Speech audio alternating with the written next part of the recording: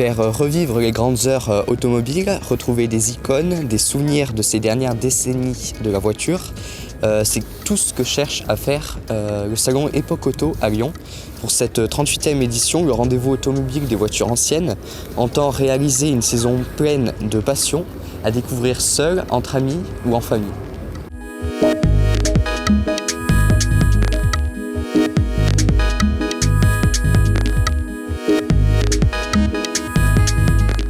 Cette année, ils seront 55 000 à découvrir les allées du salon. Des visiteurs venus de France, mais aussi d'ailleurs, comme par exemple de Suisse, d'Italie, de Belgique ou encore d'Espagne. Ces visiteurs qui se sont rendus ici pour admirer des plateaux exceptionnels, regroupant des dizaines de marques du XXe siècle, mais aussi du XIXe siècle, avec cette année un invité phare qui est Delahaye.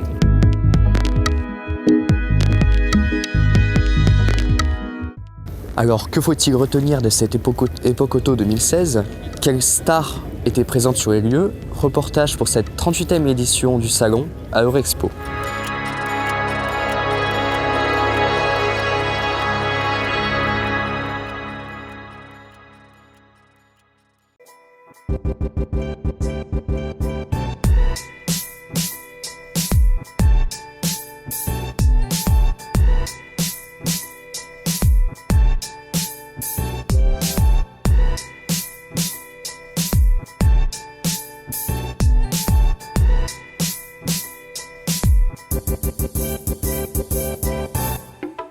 La 38e édition d'Époque Auto n'échappe pas à la règle quant à son déroulement. Véritable particularité du rendez-vous, les visiteurs venus avec leur propre modèle de collection peuvent stationner sur un parking qui leur est réservé. L'occasion pour les autres de pouvoir, sans même rentrer dans l'enceinte du salon, de découvrir des pièces superbes et variées. Un charme additionnel, pouvoir échanger avec les propriétaires de leur passion, leur histoire avec leur auto, ainsi que leurs anecdotes. Pour cette année 2016, le rendez-vous automobile a pu fêter le 60e anniversaire de son organisation, le club des amateurs d'automobiles anciennes, les 3A. Récompense pour eux, l'événement a accueilli cette année 60 000 visiteurs sur 3 jours, soit 5 000 de plus que l'année dernière.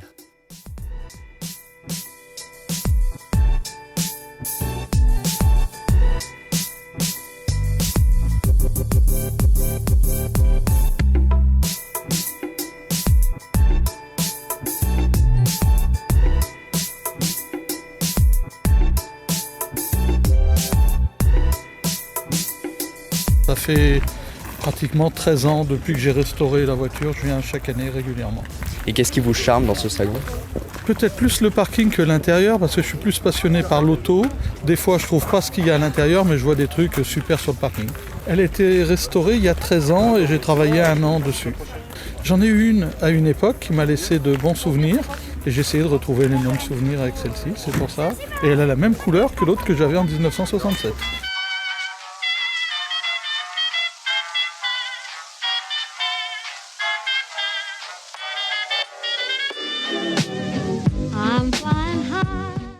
Connaître le passé pour comprendre le présent et mieux imaginer l'avenir.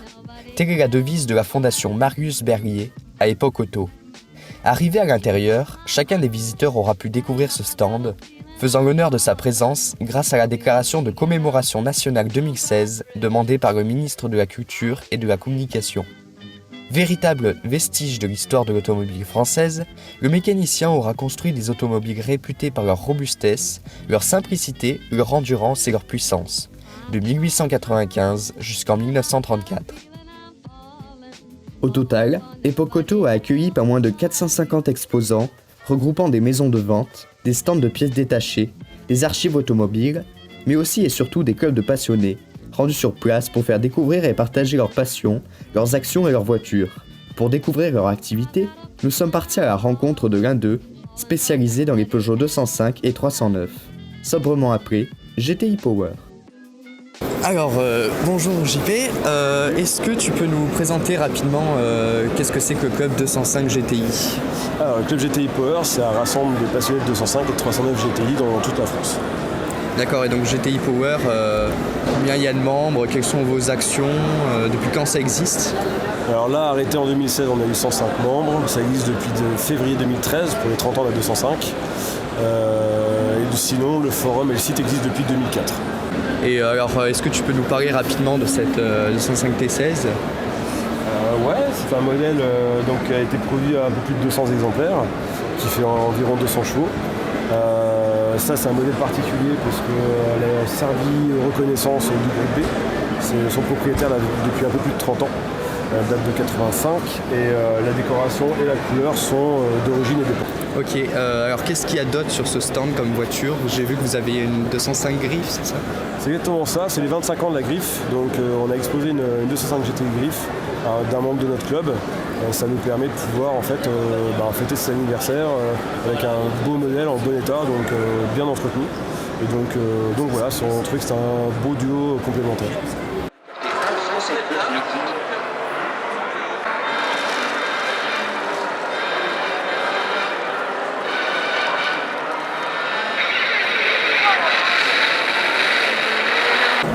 Alors oui, je suis propriétaire moi-même de 205 et c'est un club qui tolère des modifications, ma voiture étant un petit peu personnalisée à mon goût avec des gens d'une série spéciale et un petit rabaissement. Il correspond parfaitement à ma philosophie que je me fais de cette voiture, à savoir une voiture un peu sportive, qui se démarque des autres et qui rappelle aussi une bonne époque de la vitesse et du plaisir de conduite. Okay. Alors cette 205 Griffe, c'est une série limitée. Il y a eu deux modèles, il y a eu deux versions. Il y a une version qui était pour le marché français, sans toit ouvrant comme la nôtre. Et ensuite les versions export, on va dire, elles avaient un toit ouvrant et d'autres options. Et quelles vont être les actions du club ? Est-ce que vous faites des sorties, des petits voyages entre des rassemblements ? Alors là, en mai prochain, en mai 2017, nous allons faire une deuxième sortie nationale, après notre première édition qui était en Auvergne.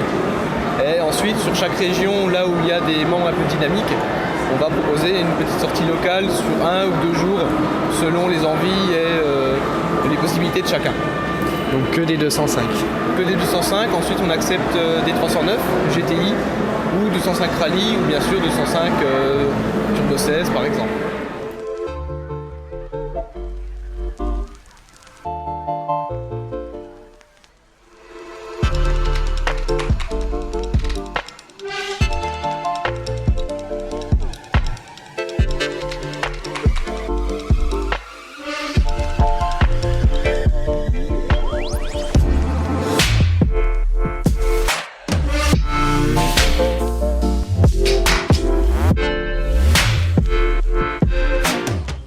Alors, Delahaye, c'est une production de 1894 jusqu'en 1954. Alors, quel poids la marque a-t-elle touché sur le marché français ? Bon, c'est difficile à dire. Delahaye a fabriqué 18 000 véhicules dans ses 60 années, avec 40% de son chiffre d'affaires était dédié à partir de 1907 aux engins incendie et aux véhicules utilitaires légers et moyens. La production des voitures moyenne gamme a aussi représenté une partie importante de l'équilibre économique de Delahaye.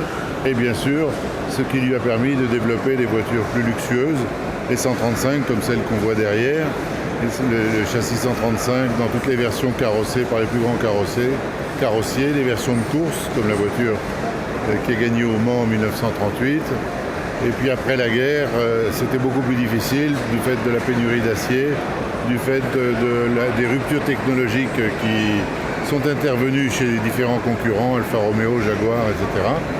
Tout ça jusqu'en 1954, où malgré un engagement important dans le matériel militaire grâce à la Jeep dite VLR, Delahaye a dû jeter l'éponge et a été absorbé par Hotchkiss toujours dans le but de continuer la production de matériel militaire, et la production des automobiles s'est arrêtée.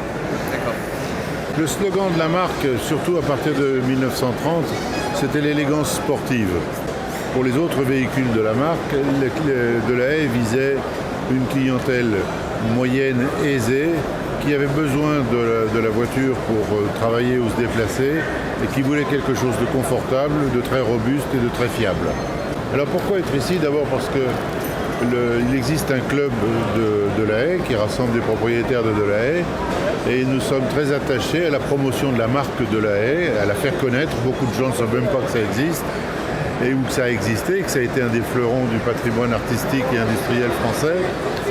Et cette année, ce club célèbre ses 50 ans d'existence et nous nous sommes lancés un défi, bien aidé par tout le comité d'organisation d'Époque Auto, de rassembler un plateau dans Époque Auto qui retrace de façon la plus exhaustive possible l'histoire de la marque depuis le type 1 qui est exposé au centre jusqu'au type 235 qui est derrière moi.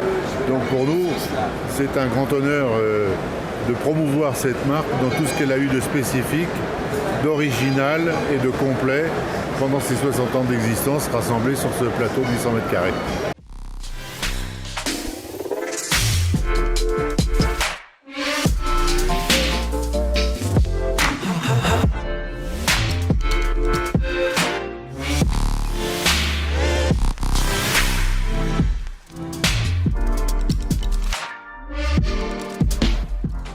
Pour terminer notre visite du salon, il était important de passer sur le stand Aston Martin, plateau phare de l'année. Pour le plus grand bonheur des amateurs, des pièces exceptionnelles étaient présentes, livrées officiellement par Aston Martin Usine. Une joie pour les petits et les grands de redécouvrir l'histoire de la marque de par des icônes à travers l'histoire, nous permettant déjà de réfléchir à quoi 2017 pourra apporter comme suivant souvenir.